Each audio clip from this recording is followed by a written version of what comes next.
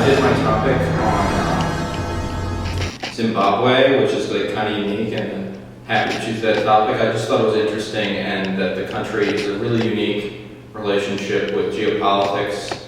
Not only, it's like one of the only, I believe the only country that was considered within the West that is no longer considered within the West. And in addition to that, just a very unique history of the 20th century, one of the only countries to have a relationship with decolonization like it did. One of only two successful declarations of independence from the United Kingdom. A very short period where they were recognized by, like, when it was Rhodesia, and Rhodesia, Zimbabwe for about a year, and they were recognized by like no countries in the world. I just think it's a very interesting country politically, and then also geography. It is the biggest waterfall in the world, and these wonderful savannas, and this very interesting rail network with so much history. It's just very interesting. I collected just basic data on locations, as well as I was able to find some data on the trains there. Someone put it into the open source map, so I can just take that data and put it into the project, which was very helpful, and it really illuminated how much trains there are, and even though they never built the Cape to Cairo Railway, how much track was built just in that country alone. And yeah, it's a web app, and it's kind of an interactive map. You can click on all the things, and there's little info boxes, and then in each slide I did something a little informative about each area. I didn't do every single city, because I wanted to focus more on the cultural monuments and historical monuments that I found, and there's still even more. That national park that has the grave of the Zwingli, I hope I'm saying that king's name correctly, in Cecil Rhodes, has so many really interesting things in it, and I couldn't just get through everything. It is a web app. What would I do differently next time? I feel like I would have created a story map, so I could have included just full slides filled with text instead of doing it in this video, because there's a lot of things that I wanted to include, like pictures of Cecil Rhodes. There is a picture of Cecil Rhodes, a picture of Cecil Rhodes, a picture of Ian Smith, and a picture of Robert Mugabe, which I'm going to have to put in this video. In fact, I'll do a little history thing after I'm done with this part of the project, for all the stuff that I wanted in the project that I wasn't able to put in the interactive web app that I wish I could have, but I did put a lot of pictures in there, and I'm happy about that.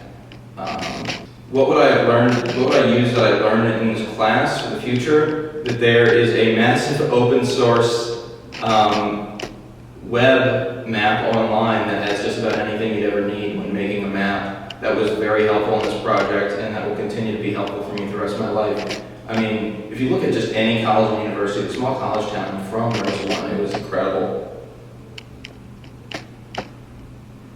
How did I complete the project? I completed the project by just thinking about what interesting historical sites could be across Zimbabwe, because it's not a country that a lot of people think about, and there's actually a lot of really interesting stuff there. And yeah. Okay, so let's go on to the history of Zimbabwe. So it was part of a place called North and South Rhodesia, and it is actually a country called Southern Rhodesia, and it was a British colony. As you know, I talked about in the presentation King Zwingli, whose father was a commander under Shaka Zulu, and he was moved up there because of conflict with both the Boers and the Zulu kingdom, but it eventually became a very loyal British colony. There were no Boers there like there were in South Africa, so there was no white population that didn't like the control. So they actually volunteered for World War I and World War II in very high amounts. There were jokes that they considered themselves more English than the English.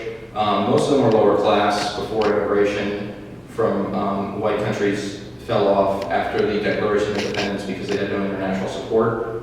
It was lower class, so they definitely felt a greater loyalty to that kingdom. And yeah, during the 60s, they were supposed to basically decolonize and adopt black majority rule, and they were one of the most advanced places in Africa, and Ian Smith, the ruler, did not consent to that, and then later on said that he would accept black voting if there were education requirements that would still basically preserve white majority rule for a generation or two. because he wanted the black populace to be more educated. And there were people that took issue with that, and the Soviet Union and the USSR funded different types of guerrillas that were trained in the hillsides, whereas the Rhodesians were supported by South Africa and Portugal until 1975, when the right-wing authoritarian government in Portugal was overthrown. That was called the Estado Novo, and that was out of Mozambique. It was one of the last territories they're holding on for, and it was like their own Vietnam because the young people in the country were sick of fighting these pointless wars. But that's a different story. I studied abroad in Portugal. So that is, and yeah, in 1980, there was a reform government called Zimbabwe Rhodesia that was quickly defeated by the Robert Mugabe's ZANU-PF-led rebels, and throughout the last 40 years, there was a lot to drive out a lot of the farming population. The white population decreased drastically after the government changed. There were forceful land retakings up until like sometime in the 2000s, including not only white farmers but black farmers, and as well as other issues with Robert Mugabe. Robert Mugabe stepped down in 2017, I believe, and Emerson Mnangagwa, who is trying to get Western and Nigerian investment back in the country because they still have Chinese investment, is the president of Zimbabwe